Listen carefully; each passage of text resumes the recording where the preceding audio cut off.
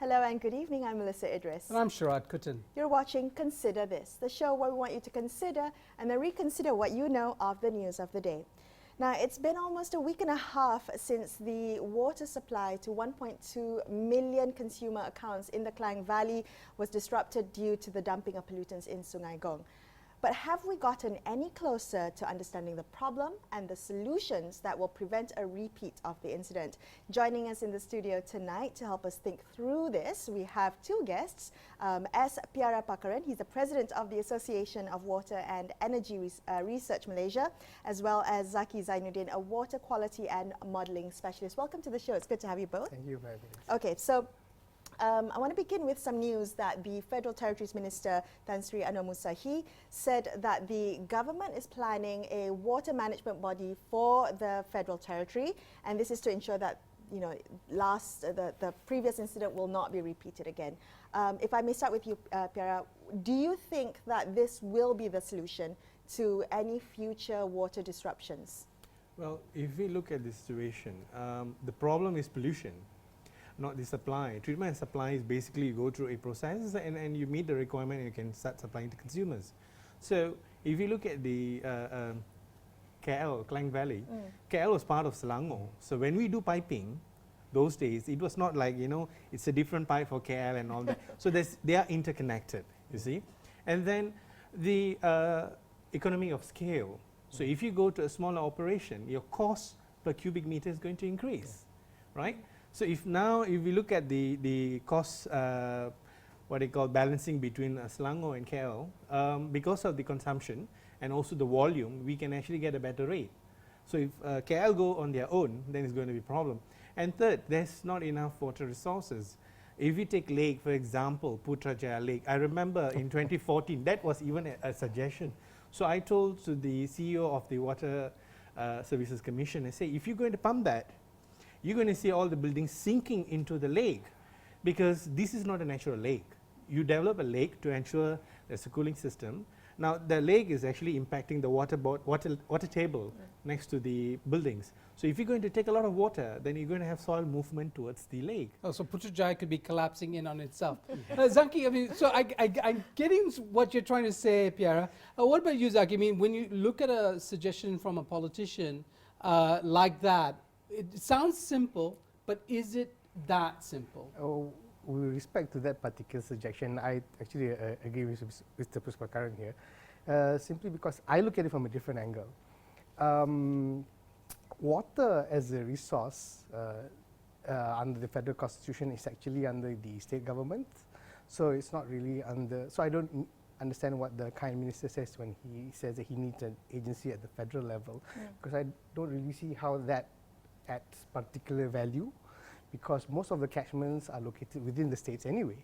Catchment means the volume of water, the quantity of water. So but then again, I'm not really sure what he means, or the purpose of him proposing that. So just idea. now, Piara, you said the previous incident of water disruption, that was because of pollution, right? Your assessment, Zaki, do you agree with Piara?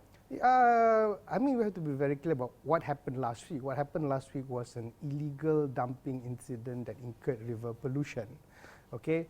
But I mean, more or less similar to what happened in Kim Kim last year. But that doesn't mean that you don't have other incidences of pollution that's happening all the time that may incur pollution. If you remember, sometime there was this disruption in the Semenyih treatment plant in the Sungai Langat catchment where the ammonia levels rose. That was because of possibly continuous pollution, not necessarily because of an illegal dumping incident. So continuous pollution up to a certain level, whenever it peaks, then it causes disruption? Is that what you're saying? Not peaks, yes, but the peaks are influenced by certain factors, could be influenced by weather factors. For example, rivers, when during the dry season, they have lower dilution capacity.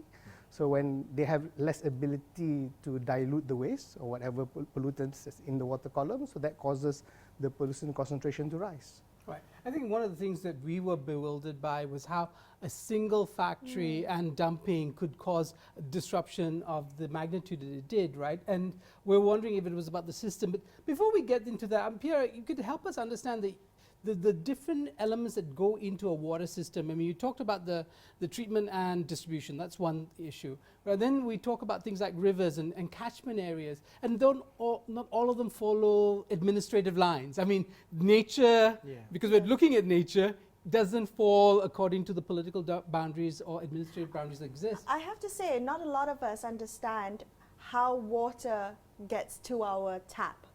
So maybe you can, lay it out for us. At least for the people of the Klang Valley, is it largely contained within the Klang Valley? I mean, Pahang, Negeri Sembilan, Perak, are they involved somehow in our water? Yes, like for example, Perak, Bernam River, that's at the border, so you are sharing border.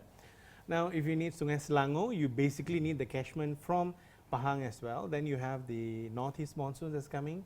So those things actually contribute for the catchment. And usually catchment is a place where you have something like a bowl that actually collects this water, and you build a dam to store it for you're not going to immediately use it, but when there's less flow of river water during dry season, then you release this dam water. So this is how usually we design dam.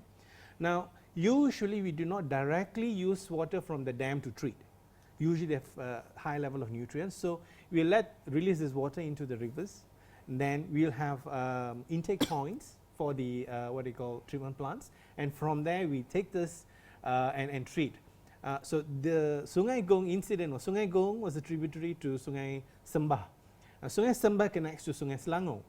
So when the water flows from Sungai Selangor from upstream to downstream, the distance between the pollution incident and the intake point is about 17 kilometer. If you walk, it's about 20 kilometer. So when it joins, the first one that was affected was the Rantau Panjang treatment plant. Then next to it, you have the three triplet brothers, Sungai Selangor phase 1, 2 and 3. They are next to each other, and those contribute huge amount of water, treated water, and all these plants are running over capacity. We also have this problem in Klang Valley. We have a design capacity, for example, if it's 900 milliliters per day, but because of insufficient of treatment capacity, some of these plants are overrun.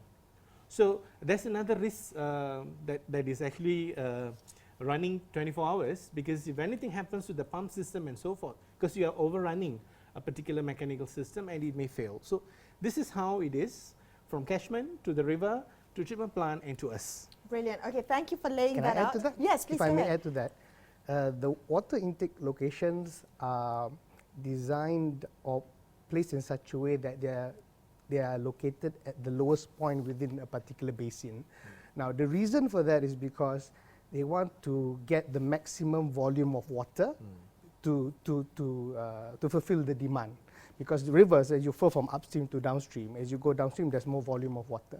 So preferably, that's why they put the water intake points at the most downstream location possible. Now, to get the quantity. But the issue with that is when you're at the downstream, that's where also possibly in Malaysia where the highest level of pollutants.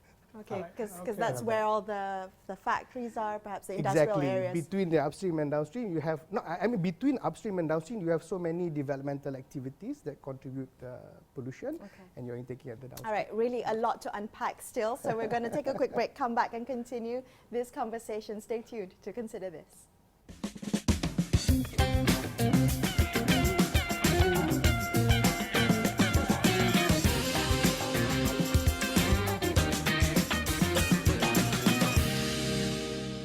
Welcome back to Consider This with me, Melisa Idris and Sharaad Kuttan. We're chatting tonight to Zaki Zainudin. He's a water quality and modelling specialist, as well as Piarapakaran, president of our Association of Water and Energy Research Malaysia. Sharaad, you had a question? Yeah, Zaki, you mentioned the question of water being under state control. And, in many areas of Malaysian life, the federal structures that exist sometimes militate against the best possible solution. We have to deal with states. Ecosystems go beyond state boundaries. If we didn't have a federal system, if we in fact had a centralized water management system, would that be better? I don't think that the states will give up their right to a water resource so Okay, easily. but if you were God and you could take it away from them without them complaining, would that be a solution? I'm just trying to think kind of hypothetically. I mean, some of the state agencies also seek my opinion, and I sense some trepidation going down that road on their part. So for me, I think what's more critical is, I mean, we've talked about this concept of integrated river basin management, whereby you get everybody to work together, basically incoherent with one another. But so, yeah, integrated river basin management is the way to go. But to materialize that, you know, I'm not sure whether that's going to happen or not. So for me, specifically, what I like to talk about is I like to talk about setting KPIs and targets right away. Okay, just hold that thought. Piarapakaran, what do you think? You know, would a federal agency be better? Well, if you look at the system, when the British gave independence, they gave the rights to the states, you see. And we went through this learning process, and we learned that during this period after independence, there was 3 times attempt to remove states' water power. The first 2 times failed. The third time, we only agreed for Peninsula and Labuan to remove treatment and supply. States do not want to give water resource back to federal. And almost 6-7 years ago, we did a survey. We actually followed Department of Statistics sampling. We asked the same question to the public. Surprisingly, more than 70% actually agreed. If states fail to take care of water resources, then we can give it to the federal. And the only way we see it forward is that to call a referendum. I mean, if they can do for Scottish independence and Brexit, we are following the same system, you see. So we can actually call for a referendum, let the people decide. On water resources and yes, who gets because to manage it. that is something that is linked to them and it's their right. They should decide who should manage it. If state fail to do that, then you have to surrender. And this is the same message. There's actually Water Resource Steering Committee, which sits for the Cabinet Committee, chaired by the PM. So we are a member of the Steering Committee. This is the same message I passed to all the states. If you fail, people are ready to remove your power. Wow. Okay, and speaking about failing in last week's incident, I want to know where we can move forward from here, right? So it's unlikely that we'll have a referendum next week. How do we think through this incident to ensure that that kind of water supply disruption doesn't happen again, affecting so many households? What did we learn from a week and a half ago? Piara? Well, if we look at this whole situation, especially in Klang Valley, because the population density is high, it's not that in other states there's no pollution.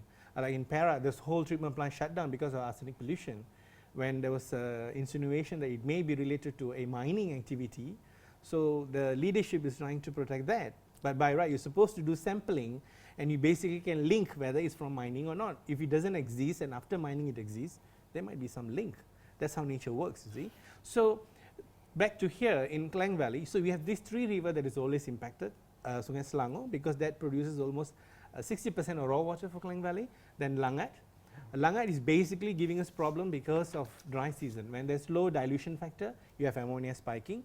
Semenye, the incidence was mixed. There was a breach in the HDPE of a landfill where it leaked to the river. Then we also incident of people using sewerage infrastructure to pollute, and also ammonia incidents. So these 3 rivers actually give impact. So this is where our main issue is.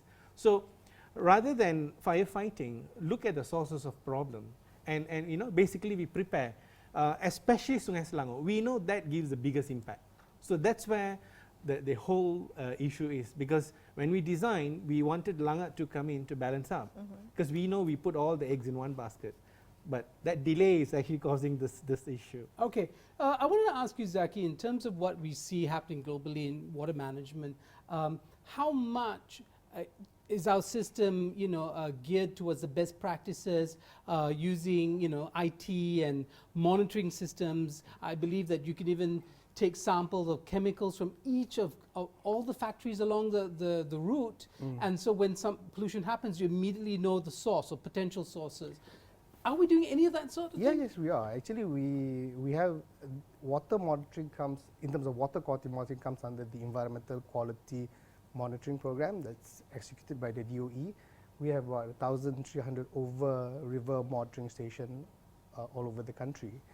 But I think the thing that we have to appreciate and be clear, what we're doing now is we're doing river water quality monitoring. Pollution detection is another issue. That's another method. What's the difference? Water quality monitoring is schedule monitoring. Schedule monitoring, basically you have a schedule and you monitor every 2 months one, 3 months one and whatnot. There may or may not be an incident during that period. What we are not doing now is we're not doing pollution monitoring. Pollution monitoring to detect incidences of pollution. So maybe that's something that we need to look into as an early warning system to prevent this kind of thing. But having said that, if I may add to Prof. just now on the, I think the solution lies in more, in better catchment management. That's an issue. Prevention, what I think the takeaway lesson from last week is that prevention is better than cure, and we must have the wisdom and foresight to realize that with development comes pollution. And rest assured that these new sources will continue to come into the catchments. Okay, so how do we balance that? With development comes pollution. So what is it that we need to do? Do we just need to have better waste management, pollution management? I mean, it's inevitable that there will be some kind of waste, industrial waste, waste from development. But how do we manage that so that it doesn't affect our water supply, water quality? Do you want to finish, Zaki? For me, I think what we need to do now is, as I said, we have to realize that catchment development is continuous. It's not static. It's ongoing. Okay, so we have to realize that we can deal with this one particular plant at this moment in time, but for all you know, in the coming months there'll be 10 new plants coming in. So we have to have the wisdom and foresight to realize that. So the first thing that we need to do is we need to sort of halt these high risk kind of establishments from setting up shop upstream of water intake points. So licensing, approval, exactly, all of that comes into play. That comes into Do you have play. anything to add? Well, on this issue, I think we have raised to the government. In fact, last week we've sent a letter to the Prime Minister and all the ministers. The first news that we got that the investigation now is working with few agencies. Yeah, that's the good news. That we get the army to come in, the police, the biosecurity. So I think it was just announced today. So that's a good news for us because we have been doing environmental investigation. Now it's going to more criminal and the safety aspect of our water security. So that gives a bigger scope of work. Now, on the other side that we actually propose, first we need database. We need database of chemicals that are moving around in our country. We need to record that. The second part we have suggested was, now DOE must understand that the local authority officers, they are not environmental officers. So you need to work with them, train them to actually find out, link your chemical database to see where all of them are operating, legal, illegal, you know. So once you have that database, the third part of it is you move along how to improve your wastewater discharge. Now, I think Dr. Zaki has already touched on, your pollution will always happen, whether you like it or not, because of dilution factor. Because all the wastewater that is produced, whether domestic or the business sector, goes into the drainage and goes to the river and end of the day to the sea, because we need to dilute it. This is how we assume that the nature will take care. But when the loading increases, you see, when you pollute more and more because of population density increase and the urbanization now is more than 75%, you see. So that gives load to certain rivers. And when you have illegal activities and it just gets bad. So this is where we work backward. We actually can do a pollution reversal. It's just that, are we geared towards that, or we have different priorities and you know, politics of water has become a totally different field. I think there can be a lot of PhD done on this. A lot of research done. Okay, we're going to take another quick break. We'll come back with more on Consider This.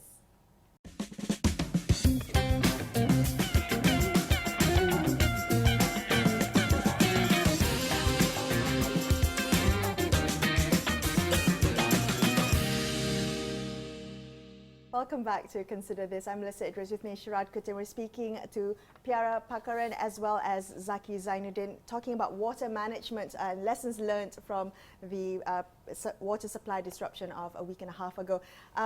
We were talking, just to pick up on your comment just before the break, Piara, about the politics of water. Sharaad, you had a question about vested interests in water. Yeah, absolutely. Water management. What are our priorities? You talked about what are the priorities of any government, state or federal, in solving water problems. Is vested interests, are there economic or business interests that are preventing us from finding the best solution for the public good? Well, if we look at the whole situation, in my experience dealing with government, when you want to raise certain standard, you have the industry group ganging up together and giving pressure to the government. Oh, if you do that, we're going to lay off staff, we're going to lose business, we're going to close down our plants.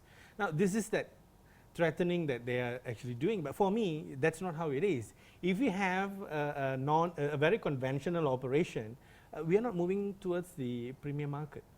What we actually see is that there can be a win-win situation. We can actually produce a product with minimal impact to the environment. And there are markets which actually welcome products that have such value, because whatever used in their market, they want to do a calculation to show that they are not polluting their environment. This is how EU works. This is how South Korea, Japanese work, you see. So we can actually use those as our balancing point, because we need a scale of economy. So if you can go to the premium market, the same good quality product which is environmentally friendly can also go to other countries. I want to ask Zaki, what's your sense of this? What's driving the design of our systems? Is it private interests or is it public good? Let me put it this way. It boils back to the point that I mentioned earlier. With development, inevitably comes pollution. Right. So when you have whatever development, the government wants to develop the country. It's just a question of how you manage that pollution. So I don't know whether you consider that to be vested interest or not, depending on how you look at it. The vested interest of businesses, exactly. because putting into place structures or SOPs that require waste management is an investment on the part of private businesses. Both of you, I'd like to find out from each of you where you'd like to see the conversation go next. Where is it that what needs to change, and what would you like to see change next in terms of the list of priorities, Piara? Well, we have given a long list of suggestions, especially in the RMK 12 that's going to come on board next year. I went to the briefing. I feel it's a lot of cosmetic things going in, and I've actually wrote into the Prime Minister, and they're going to review it. So let's hope we get better products. What I want to see is that maybe if they follow some of the suggestions put forward, we can actually reverse pollution. And in Puchong, perhaps, we can take water from Klang River and treat and supply to people. That is a successful government. This is the challenge I'm throwing back to the government. If you have the willpower to do it, prove it in the next 15 to 20 years, we can actually put a treatment plant at our operating costs of a normal treatment plant. We do not want membrane filters, which is costing us few ringgit per cubic meter. We want to run at 20 to 25 cents per cubic meter. That is a challenge. It can be done. Are you willing to take the challenge? Zaki. For me personally, me professionally, the way I look at it is, as I said, prevention is better than cure, and development is continuous, pollution is continuous. So to me, the challenge is not about. People get excited when they see a polluted water body, and initiatives are put into place, and they want to improve the water quality. That's one side of it. But to me, the challenge is to make sure that the water quality doesn't degrade over time.